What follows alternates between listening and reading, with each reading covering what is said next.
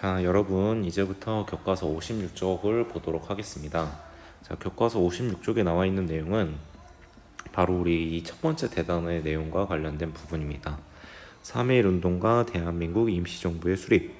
1910년대 있었던 우리나라의 최대 규모의 민족운동이었던 3.1 운동, 그리고 우리가 독립을 할 때까지, 일본으로부터 광복을 할 때까지, 또 현재 대한민국 헌법에도 그 정신을 계승하고 있는 이 대한민국 임시정부가 어떻게 수립되었는지, 이 3.1 운동이 일어나고 그 열기를 받아서 대한민국 임시정부가 수립되는 과정까지를 이 부분에서 다루고 있습니다. 자, 그렇다면 우리 본격적으로 3.1 운동과 대한민국 임시정부에 대해서 알아보도록 하겠습니다. 자, 먼저 3.1 운동이 왜 일어나게 됐는지, 3.1 운동이 일어나게 된 배경부터 살펴보도록 하겠습니다. 자, 우리가 살펴봤듯이 일제의 무단 정치의 억압과 경제 스타일 속에서 한국인의 항일 의식은 더욱 높아져만 갔습니다.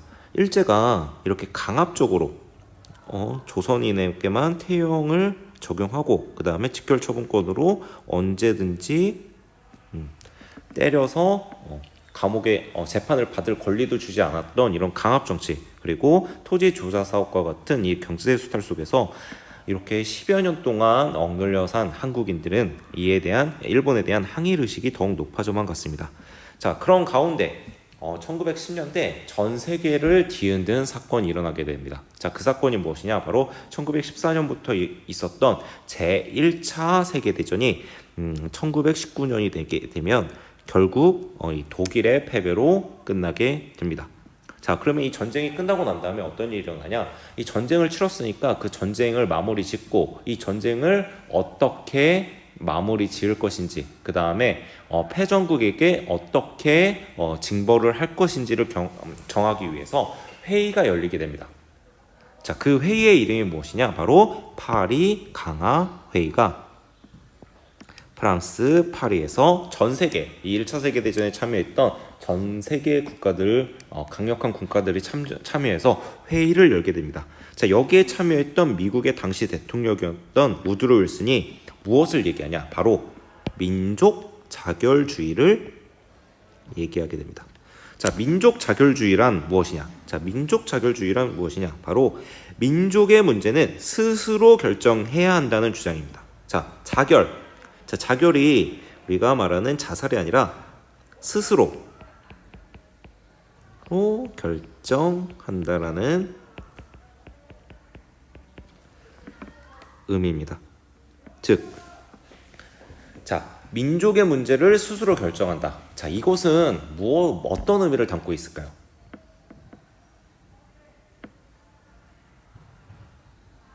자, 어떤 의미를 담고 있냐?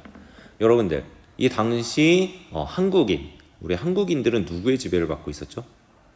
바로 일본인의 지배를 받고 있었죠. 자, 그렇다면 우리 민족의 문제를 지금 누가 결정권을 가지고 있는 거죠? 일본이 결정권을 가지고 있는 상황이죠. 자, 이러한 상황 속에서 우드로 윌슨이 민족 자결주의를 외쳤어요. 자, 그렇다는 건 뭐죠? 민족의 문제를 스스로 해결한다는 건 우리의 주권을 다시 누가 되찾아오게 해주겠다? 바로 한국인의 일은 한국인들이 결정해라 라는 의미로 사람들이 받아들이게 됩니다. 자, 그래서 이 민족자결주의를 얘기했다는 사실이 알려지게 되자 국내에 있었던 우리나라 독립운동가들은 열렬하게 환호하게 됩니다.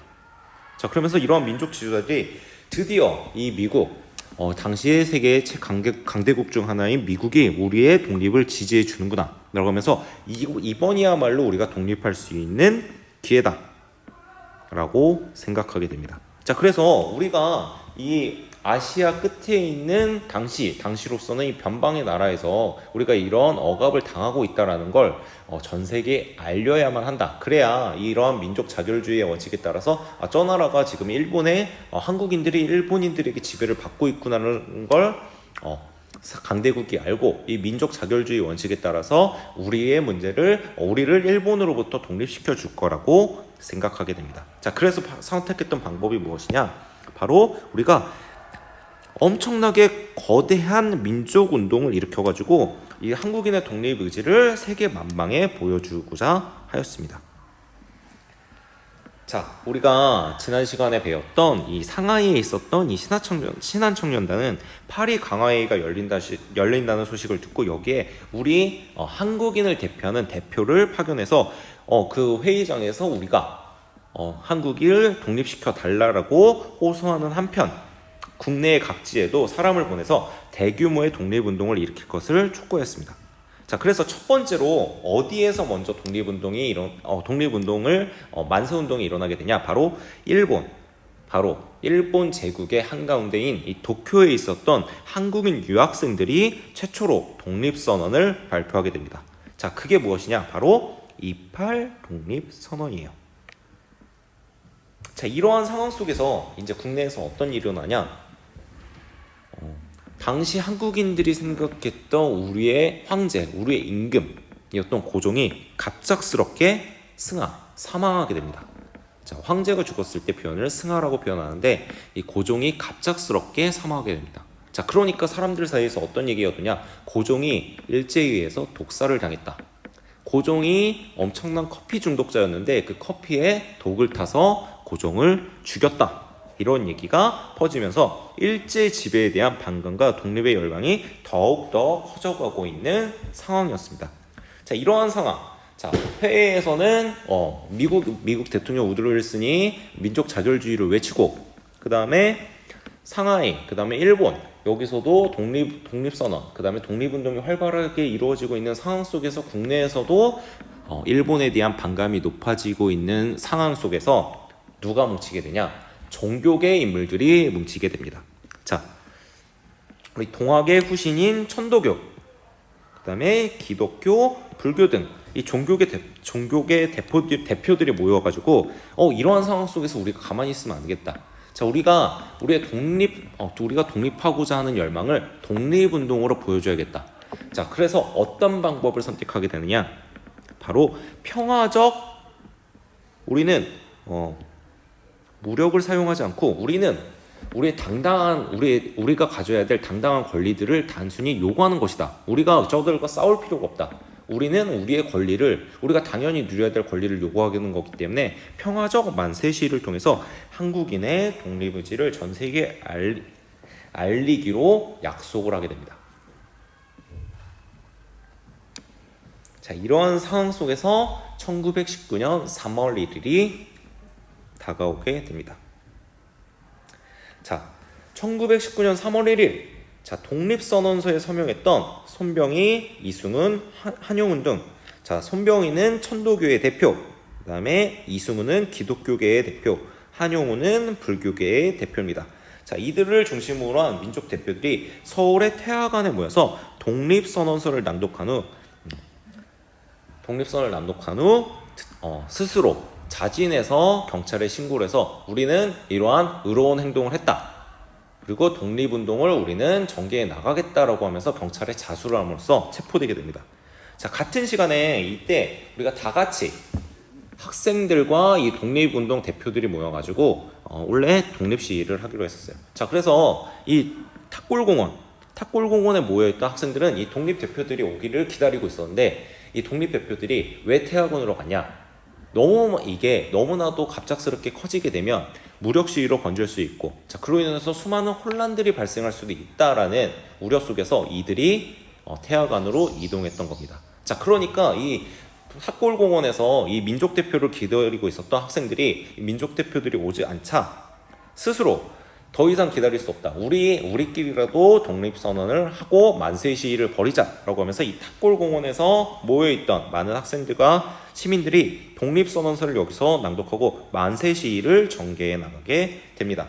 또 이와 함께 당시 이 학생들을 중심으로 해서 지방으로 다시 내려가 있었던 일부 도시에서도 만세 시위가 함께 일어나게 됩니다. 자, 이럼으로써 이러한 3월 1일에 있었던 3.1운동이 전국적으로 서울에서 시작돼 전국적으로 확산되어 나가게 됩니다. 자, 그 후 만세 시위는 전국적으로 빠르게 확산되어 갔습니다. 자, 여기에 왜 이렇게 전국적으로 빠르게 확산이 되어 갔냐? 자, 이 3.1운동을 위해서 당시 서울로 유학을 해서 학교를 다니던 학생들이 이게 서울에서만 그치면 안 된다. 전국적인 만세운동이 이루어져야 되기 때문에 우리가 고향으로 내려가서 전국에서 만세 시위를 벌이자라고 하면서 당시 서울에서 거주하던 학생들이 자신들의 고향으로 이동해서 이 만세 시위를 주도했습니다. 자, 시위가 이렇게 점점 확산이 되면서 점차 이제 학생 주도의 시위를 벗어나서 상인, 노동자, 농민 등 하층민들이 시위의 주도 세력으로 떠오르게 됩니다. 자, 이제 주도 세력이 학생에서 상인, 노동자, 농민 등 하층민이 주도 세력으로 떠오르게 되는 상황이었습니다. 그러나 이러한 우리의 주권을 되찾기 위해서 평화적인 방법으로 만세 시위를 벌였던 이 3.1운동은 일제에 의해서 진압되게 되는데, 어떤 식으로 진압이 되냐, 평화 시위를 벌이는 군중을 향해 무차별 사격을 가하고 닥치는 대로 잡아들였습니다. 자, 그러니까 처음에는 만세 시위를 벌였던 평화적 방법으로 추진했던 이 3.1운동이 점차 희생자가 늘어나면서 시위가 격렬해져 나가게 됩니다. 자, 특히 농촌에서는 낫, 곡괭이, 축창 등으로 평상시에 쓰던 농기구로 무장한 군중들이 면사무소, 경찰관, 그 다음 헌병대들, 즉 일제의 식민 통치 기구들을 공격하는 일이 자주 일어나게 됩니다. 자, 그래서 비폭력적 평화 시위에서 점차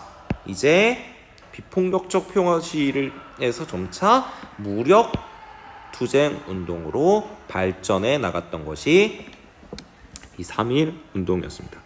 자, 뿐만 아니라 이 국내에서 이런 전국적인 규모의 3.1 운동이, 독립운동이 일어났다는 소식을 들은 만주, 연해주, 미주 이 지역의 동포들과 그 다음에 일본에 있었던 유학생들까지 대규모 만세 시위를 벌이고 시가행진을 하는 등 독립을 향한 3.1 운동의 열기는 나라 밖까지 확산되어 나갔습니다. 자, 여러분들 3.1 운동의 전개 단계 우리 한번 살펴보도록 할게요. 자, 먼저 첫 번째 민족 대표, 그 다음에 학생들의 비폭력 시위로 시작됐던 독립선언 단계, 그리고 두 번째 이것이 확산돼서 도시에서 만세 시위가 이루어졌던 단계, 그리고 세 번째 단계로 이제 농촌 지역으로 확산되어 가고, 농촌 지역으로 시위가 확산되어 가고, 우리나라 외 국내에서 이런 일이 있었다는 소식을 들은 국외 지역에서의 만세 시위로 확산되어 가는 과정, 이 과정 잘 살펴보기 바랍니다. 자, 그렇다면 이러한 3.1 운동은 어떤 의의와 영향이 있기 때문에 우리 이 교과서에서 대단원명으로 선정을 했을까요? 자, 그거 한번 살펴보도록 하겠습니다. 자, 3.1 운동의 가장 큰 의의 무엇이냐? 우리 역사상 최대 규모의 민족 운동이었습니다. 자, 비록 일제가 잔혹하게 탄압함으로써 이때 독립을 직접 쟁취하지는 못했지만 한국인의 단합된 독립의지를 전 세계에 알렸던 사건입니다. 자, 그래서 세계 언론들이 당시에 이 3.1 운동에 대해서 관심을 가졌기 때문에 일제가 식민지 한국을 통치하는 방법을 바꿀 정도로 전 세계 여론이 관심을 가졌던 사건이 이 3.1 운동이었어요. 자, 뿐만 아니라 이러한 열기를 바탕으로 해서 이러한 3.1 운동을 바탕으로 해서 우리가 이러한 운동을 벌일 수 있는 힘이 있구나라는 깨달은 독립운동가들이 어떤 생각을 하게 되냐? 바로 이거를 이끌어줄 구심점이 필요하다라고 하면서 민주공화제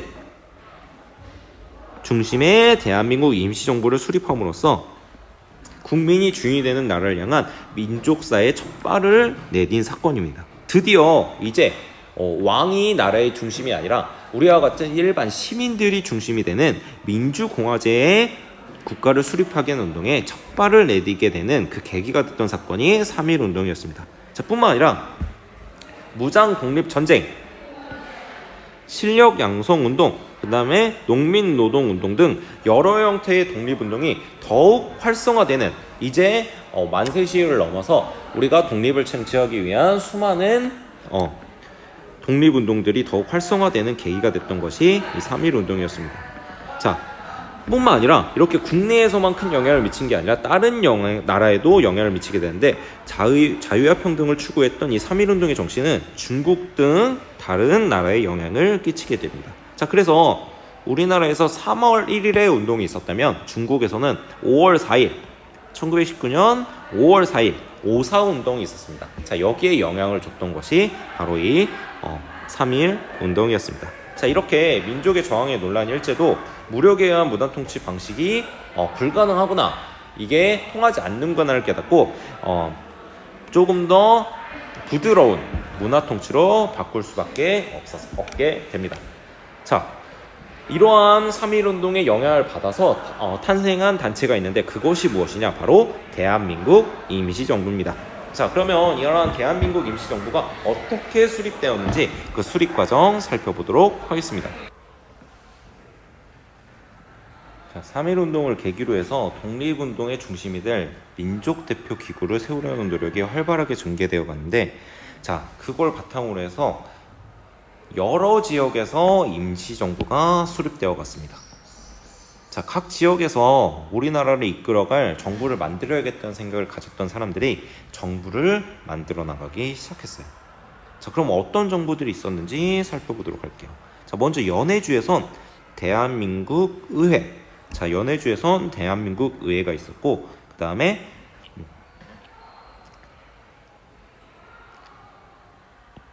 우리나라 당시 서울 이 경성에선 한성정부가 만들어졌습니다. 자, 우리 원래 서울을 한성 또는 한양이라고 불렀기 때문에 여기서 한성정부가 만들어졌어요. 자, 뿐만 아니라 가장 활발하게 외교활동을 중심으로 해서 독립운동이 벌어졌던 이 상하이에선 대한민국 임시정부가 수립이 됐어요. 자, 이렇게 크게 이 세 개의 정부가 수립이 되게 되었습니다. 자, 그러니까 이 세 개의 정부가 어떤 생각을 하겠어요? 자, 누가 중심이 되느냐를 놓고 이 세 개의 기구가 회의가 벌어지게 됩니다. 여러 임시정부는 곧바로 통합운동을 벌이게 되는데, 자, 이들이 회의를 해서 어떤 결과를 가지고 오냐? 자, 먼저 그래도 정부 중에 국내에서 우리나라에서 만들어진 정부가 가장 정통이 아닐까라는 결론을 내리게 됩니다. 자, 그래서 한성정부의 정통성을 계승을 하고, 그 다음에 장소는 어디에 두냐?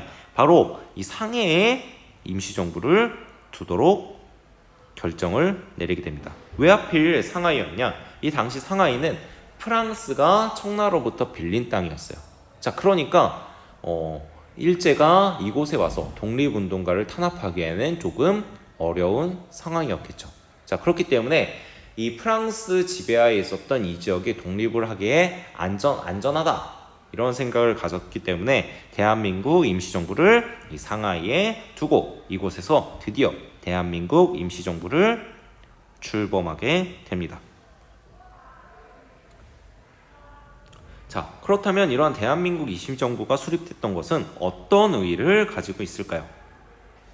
자, 대한민국 임시정부는 나라 안팎에서 활동하던 대다수의 독립운동 세력이 참여했습니다. 자, 그러니까 정통성을 가질 수밖에 없겠죠. 자, 뿐만 아니라 최초의 민주공화제 정부로서 여러분들 사회 시간에 배웠던 입법, 행정, 사법 이 상권이 임시의정원과 국무원, 그 다음에 법원으로서 이러한 상권 분립 체제를 수립했던 정부의 형태를 띠고 있었습니다. 자, 이것이 갖는 의미는 무엇이냐? 이렇게 상권 분립이 된 민주공화제 국가를 선택한 대통령을 선출한 이 형태의 기구가 어떤 의미를 가지게 되냐? 우리나라가 이제 황제가 다스리는 나라인 이 대한제국에서 드디어 국민이 주인인 대한민국으로 새롭게 출범하였음을 의미하게 됩니다. 자, 그렇기 때문에 우리 지금 현재 우리가 쓰고 있는 헌법 1887년에 만들어져서 88년부터 적용이 됐던 이 헌법에서도 자, 서문을 보면 뭐라고 돼 있냐? 헌법 서문에 뭐라고 돼 있냐? 3.1운동으로 건립된 대한민국 임시정부의 법통을 계승한다라고 되어 있습니다. 자, 그 이유가 무엇이냐? 바로 최초로 대한민국을 만든 정부이기 때문입니다.